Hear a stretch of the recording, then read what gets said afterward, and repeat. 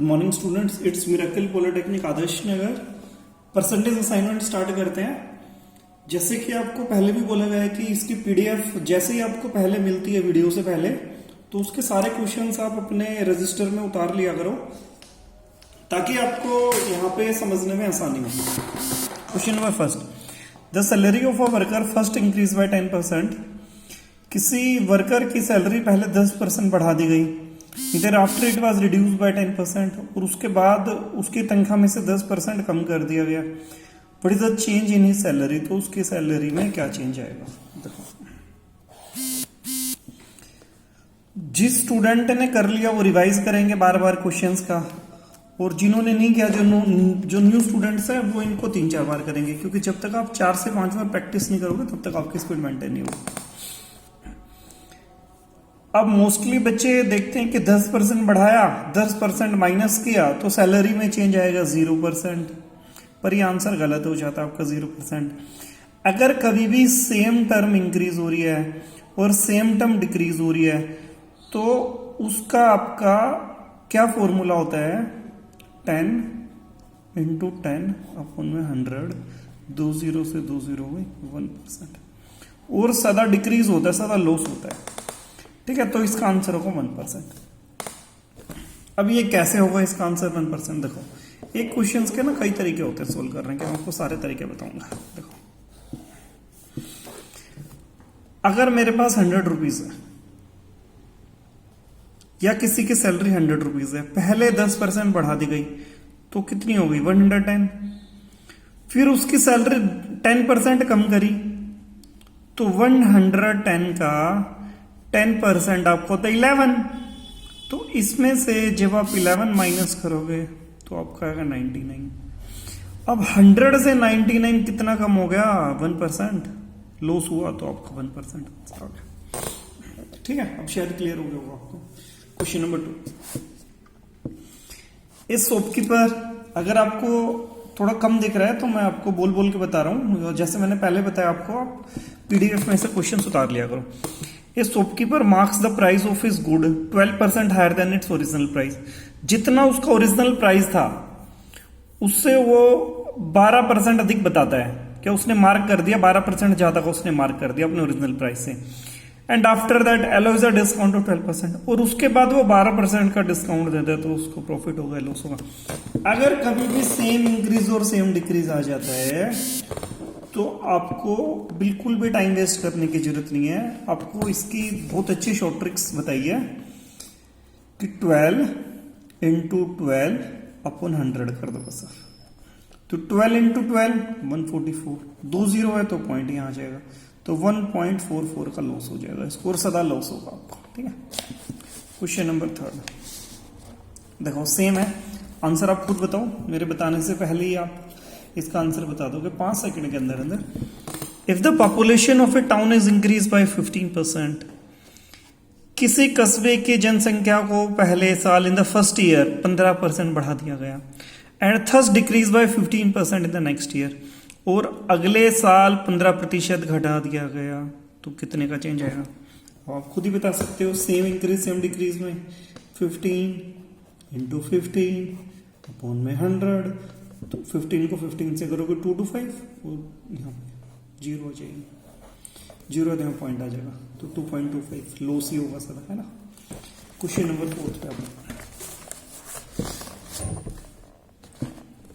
एक candidate score 25% marks and fail by 30 marks.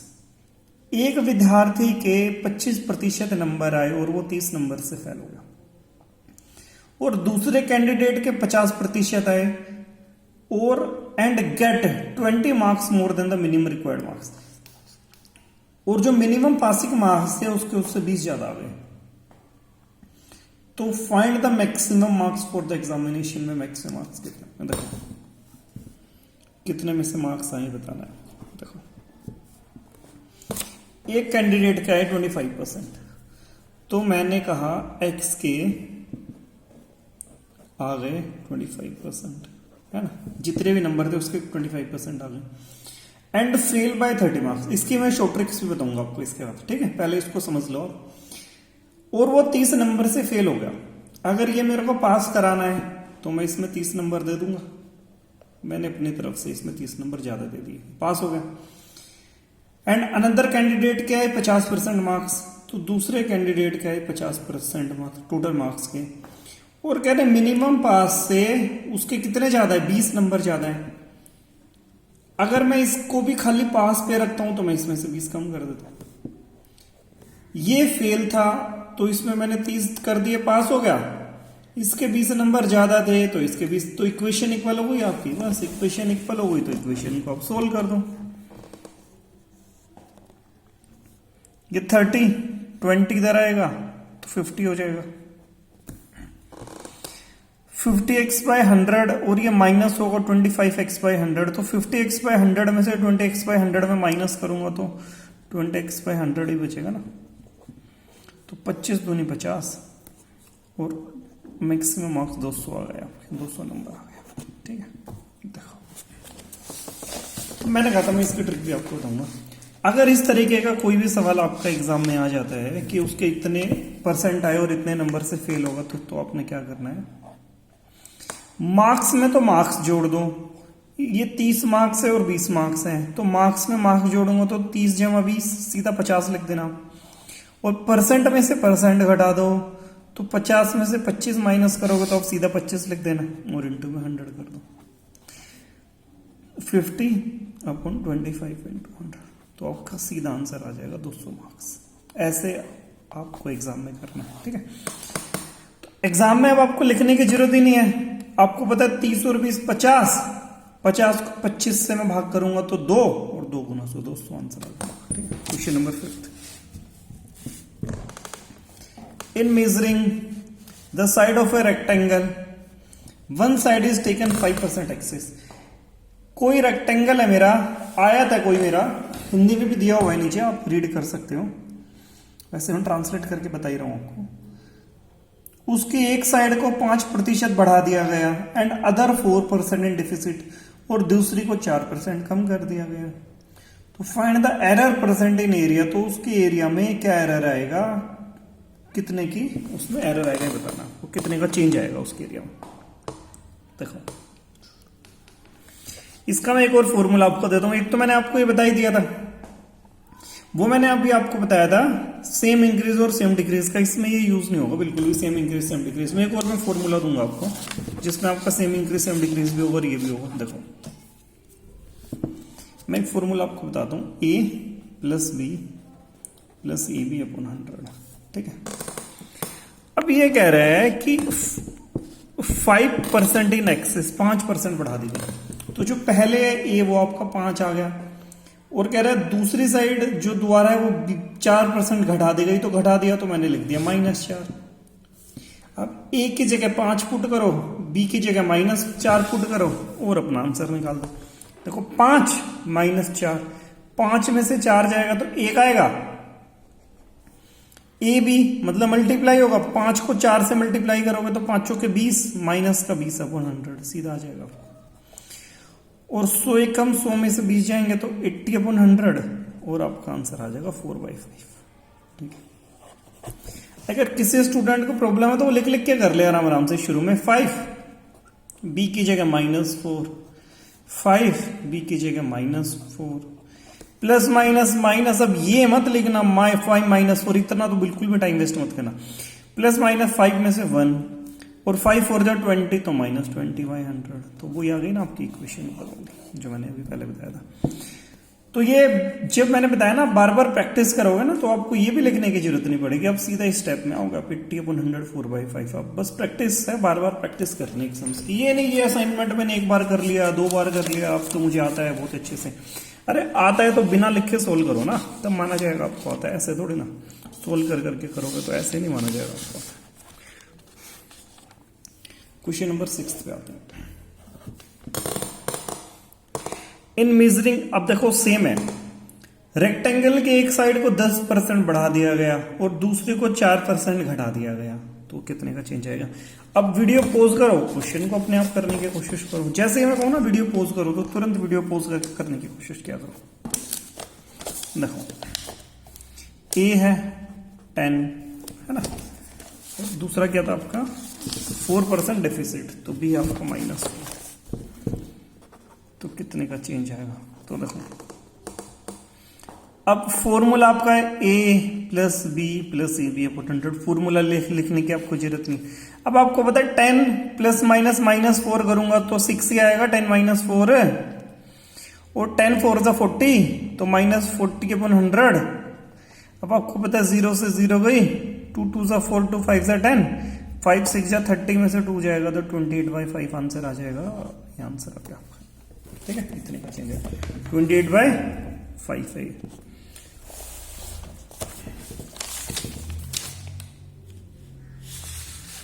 Question number 7 पे आते हैं।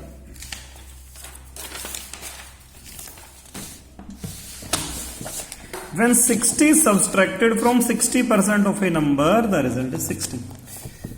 जब किसी नंबर के 60% में से 60 को हटाया जाता है तो 60 ही आता है। कोई नंबर ये है, इसके 60% में से जब मैंने 60 घटाया तो रिजल्ट में मेरा 60 आ गया। बस हो गया आपका। 60 इधर जाएगा तो 120 हो जाएगा। 60 120 से 2 पे जाता है तो 200 आंसर आ गया आपका। ऐसे ही करने की कोशिश करो, हर स्टेप लिखने की कोशिश मत करो बार बार। ये तो मेरे को तो लिख के आपको दिखाना ही पड़ेगा 120, क्योंकि अभी मैं सिखा रहा हूं आपको, तो मेरे को तो एक एक अक्षर लिख के बताना पड़ेगा आपको। पर जब आप प्रैक्टिस करोगे तो आपको बिल्कुल करने की जरूरत नहीं है बार बार। When 40% of a number is added to 42, किसी नंबर के 40% में जब मैं 42 को ऐड कर देता हूं, the result is the number it self. Result में वही संख्या आ जाती है जो मैंने मानी थी, x मानी थी, तो मेरी वही संख्या आ गई। तो 2 2 सा 4, 2 5 सा 10। अब ये 2/5x इधर आके माइनस होगा। अब फिर आप लिखने की कोशिश करोगे, आप सीधा लिखो ना 3/5x, और 3 को इससे आप कैलकुलेट करो, 3 1 जा 3, 4 जा 12, और 14 को 5 से करो 70, आंसर पे टिक करके आगे जंप करो, है ना। देखो 42 x माइनस 2/5x। अब ये 2 इधर आके 2/5x, मैंने कहा ना सीधा लिखो 5x 3/5x, 3 1 जा 3, 4 जा 12, 14 × 5 70 आंसर आ गया। तो इसी तरीके से करने की कोशिश करो। क्वेश्चन नंबर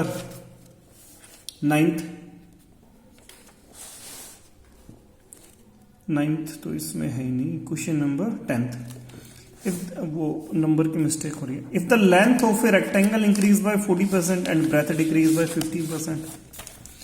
वीडियो पॉज करो, फॉर्मूला लगाओ, a plus b plus a b upon 100, a is equal to 40 और b इज इक्वल टू -15, क्योंकि डिक्रीजेस है। किसी रेक्टेंगल की लेंथ को 40% इंक्रीज कर दिया, ब्रेथ को 15% डिक्रीज कर दिया, तो चेंज एरिया में क्या है और अपना आंसर निकाल के मैच करो। मैं आपको दूसरा तरीका बताता हूं। देखो, मैं किसी नंबर को 100 लेट कर लेता हूं। मैंने कहा 40% इंक्रीज किया, तो जब मैं 40% इंक्रीज करूंगा तो 140 हो जाएगा 100 का। अब कह रहा है कि ब्रेथ 15% इंक्रीज कर दी, तो 140 का 15% आपका क्या होगा, 0 से 0, 5 3 सा 5 2 सा 2 7 जो 21। अब ये कह रहा है डिक्रीज हो गया आपका, तो जब ये डिक्रीज होगा तो ये आपका कितना आ गया, 119 आ गया। अब ये कह रहा है कितने का चेंज आया, 100 से 119 हो गया, तो 19% इंक्रीज हो गया, तो सीधा आंसर आ गया 19% इंक्रीज। ठीक है, कोशिश करना उन सवालों को इस तरीके से भी करने की जैसे मैंने ये मेथड भी आपको बताया। तो एक सम्स के कई मेथड होते हैं और सारे सबकी आप प्रैक्टिस करो ज्यादा से ज्यादा। If the diagonal of a rhombus are 12 and 16 area, area क्या होता है आपका, एरिया ऑफ रोम्बस, फॉर्मूला याद रखना पड़ेगा ना, area of rhombus half into d1 into d2, question paper में भी आया हुआ था। तो d1 कितना है आपका 12, d2 कितना है आपका 16 है आपका दिया हुआ 12 और 16, तो बस कैंसिल करो, 16 इंटू 6 96 मीटर स्क्वायर आंसर आ गया। सेंटीमीटर में तो सेंटीमीटर स्क्वायर हो जाएगा, सेंटीमीटर में बना देना बस यहाँ पे ऑप्शंस में। Question number 12, how many bricks, लिख नहीं रहा इसमें, तभी मैंने कहा ना आप क्वेश्चन उतार लिया करो सारे। How many bricks 20 centimetre by 10 centimetre will to pave the floor 8 metre long 1 metre wide. कह रहा है कि 20 सेंटीमीटर और 10 सेंटीमीटर की कितनी ईंटें लगेंगी, और जो आपका फ्लोर है ना वो 8 मीटर लंबा और 5 मीटर चौड़ा है। तो देखो 8 मीटर लंबा फ्लोर है, 5 मीटर चौड़ा फ्लोर है, और ईंट का साइज है 20 इंटू 10 का। अब कह रहा है कितनी लगेंगी, तो भैया फ्लोर को ऊपर और ब्रिक्स को नीचे रख लो और डिवाइड कर दो, आपका आंसर आ जाएगा। पर ये आपके दिया मीटर में और ये दिया सेंटीमीटर, तो मैं इसको भी सेंटीमीटर में करूं तो आपको पता है kilometre hectometre decametre metre decimetre centimetre, तो 100 से करना पड़ेगा ना। ये भी 100 से और ये भी 100 से, तो 20 से 20 गई आपकी, ये 4 से गया 20 और 00 2000 ईंटें लगेंगी आपकी 2000। ठीक है, फॉर्मूला याद रखना बस। Next, 3 metallic cubes having 3 centimeter, 4 centimeter, 5 centimeter are melted and recasted into form a bigger cube। अगर 3 छोटे छोटे क्यूब को पिघला के हमने एक बड़ा क्यूब बनाया और बड़े क्यूब के आपसे साइड पूछ रहा है, तो आप इनका क्यूब करके प्लस कर दो। 3 की क्यूब, 4 की क्यूब, 5 की क्यूब, बस और आपको कुछ नहीं करना। ये 27, 64, ये 125। इसको जब आप तीनों को प्लस करोगे तो आपका आएगा 216, और साइड कितनी आ जाएगी आपके 6 सेंटीमीटर। क्योंकि मैंने पहले भी बताया था अगर अंदर 216 है और बाहर क्यूब है तो 3 एक जैसे डिजिट अंदर की एक बाहर आ जाएगी, तो 666 का 6 बाहर आ जाएगा। Question number 14, the surface area of a cube 96 square metre. इससे मैं बता दूंगा, थोड़ा सा स्पेस है इसमें। देखो the surface area of a cube आपका क्या होता है 6a स्क्वायर, दिया हुआ आपका 96, a स्क्वायर आपका कितना होगा 16, तो a कितना होगा आपका 4। अब surface area of a cube से मैंने साइड निकाला। अब कह रहा है वॉल्यूम, वॉल्यूम आपको पता है a के क्यूब होता है, तो a के क्यूब 4 के क्यूब 64 हो जाएगा। 64 आंसर आ गया आपका। 4 चौके 16, चौके 64, 4 4 जो 16 into 4 64। तो ये परसेंटेज का असाइनमेंट भी, अब ये नहीं है आपको आ गया असाइनमेंट समझ में आ गया, बार बार प्रैक्टिस करो और कोशिश करो क्वेश्चंस को बिना पेन चलाए सोल्व करने की, तब आपकी अच्छी प्रैक्टिस मानी जाएगी इसमें। ठीक है, और नेक्स्ट वीडियो में करते हैं। Thank you.